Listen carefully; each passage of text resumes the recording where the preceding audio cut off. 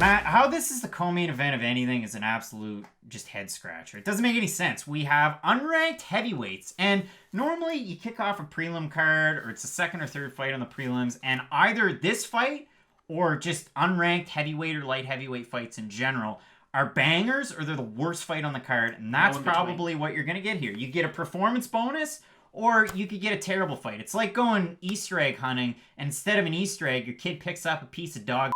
So it's one of those two things. And in this fight, I scratched my head because for Yorgan De Castro on the regional scene, when he became a pro, you thought, what are you going to get? Because as an amateur, we were losing against not great fighters. We were beating not so great fighters.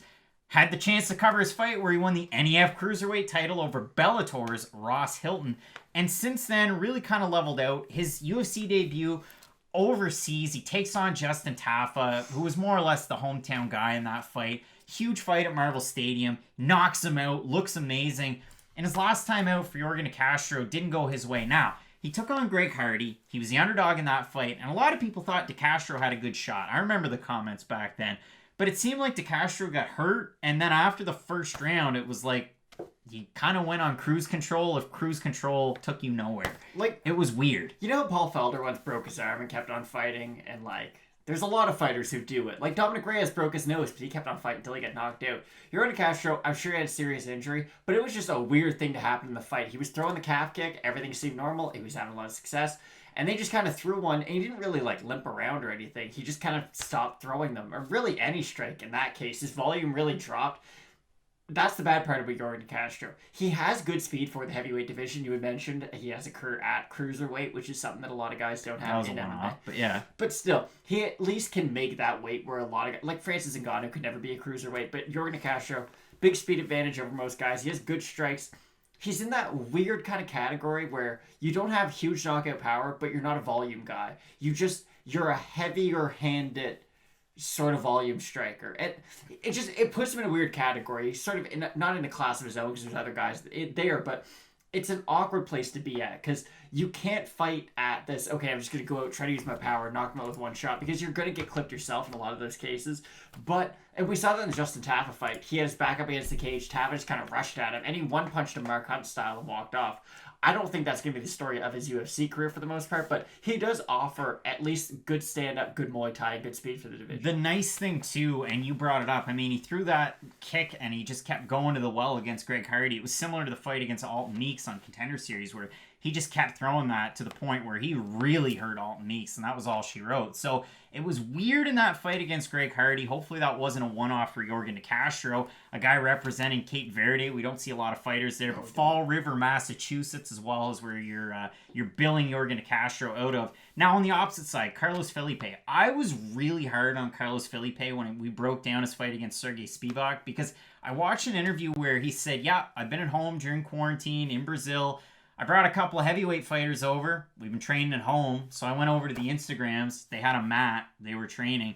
His fight against Sergey Spivak, I know one of the judges scored at 28-28, but it was pretty well all Spivak to a point. Pretty underwhelming. And, a lot of people were high on Carlos Felipe. Now, you can get excited again in this fight because he's going to be able to at least showcase some of his striking. Trouble is, Felipe, he's got that reach advantage.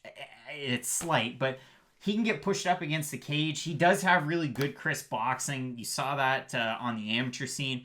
This is a guy that he popped with USADA, and then he wasn't in the UFC, but he's back again. I'm not overly high on poor Carlos Felipe. Cards on the table. How you really feel. It's a shame. It really is, because this is a guy, again, on the regional scene that was really exciting, and he's only 25 years old. We go back and look at the last 5 fights. His win over Pedro Mendez 4 years ago.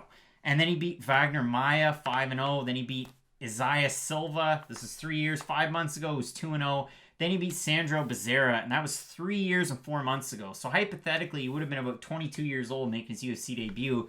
The USADA stuff, injuries, whatever.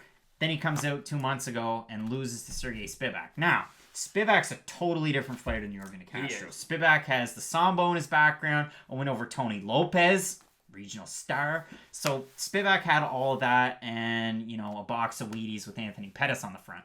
So Spivak had a little bit of shine, or at least I made some up for him. He won the fight. Carlos Felipe has the boxing. He can really throw nice combinations, and if he can push the pace, He has good distance management, which is something that you're going to need against a guy in Yorgan De Castro that height and reach and whatever stat I threw onto the graphic there, he's a smaller heavyweight. He really is. I mean, he's a guy that people liken to like a Jourdain win or pick your fighter where if he cut some weight, he could probably fight at the lower weight classes. You talked about the fact that he has that fight from cruiserweight.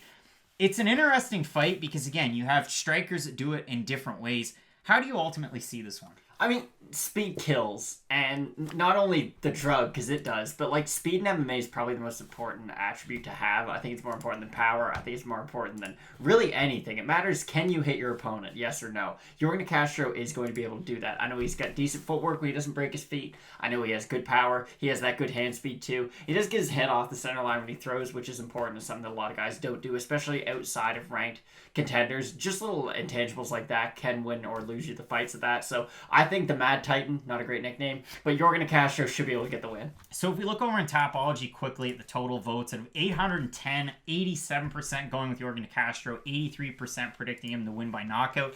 The line on De Castro open a minus 270. People hit that line quick. He was all the way down to a minus 340. Now it's come back up quick, but leveled off for De Castro. So at this point, minus 265 favorite. If you look at Carlos Felipe, open plus 230, now at a plus 212. Matt, I'm sticking with Yorgan De Castro on this one. I mean, either it's going to be a quick first round knockout or the worst fight you've ever seen. So, yep. Oh boy, just check out the rest of the playlist. We're both going with Yorgan De Castro to get the win. You're not going to want to miss our extended look at our main event between Holm and Irena Aldana. Top bantamweight bragging rights. So keep it locked in with Fight Night Picks, Matt, as we always say. Let's get into it.